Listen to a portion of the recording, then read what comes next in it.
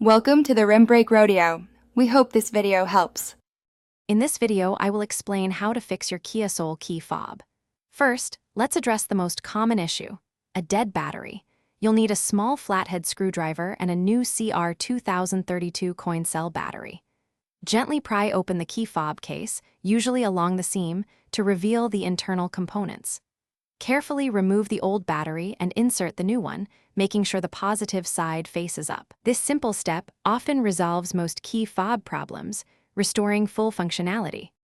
Sometimes, after replacing the battery, your key fob might need to be reprogrammed to sync with your Kia Soul. This process is straightforward. Begin by inserting your key into the ignition and turning it to the on position, but do not start the engine. Next, press and hold the unlock button on your key fob for about 1 second, then release it. Finally, turn the ignition to the off position and remove the key. Test your key fob to confirm it is now working correctly. If a new battery and reprogramming don't solve the issue, physical damage might be the culprit.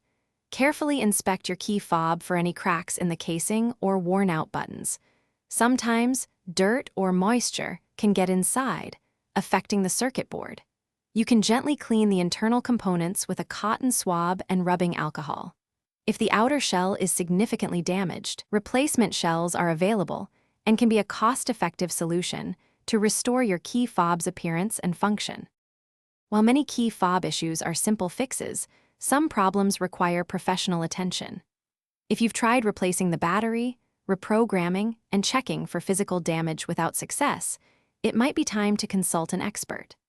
A Kia dealership or a certified automotive locksmith has specialized tools to diagnose more complex electrical issues or program a brand new key fob if yours is beyond repair. They can ensure your key fob functions perfectly and securely with your vehicle. Thanks for watching. Consider subscribing if we helped you.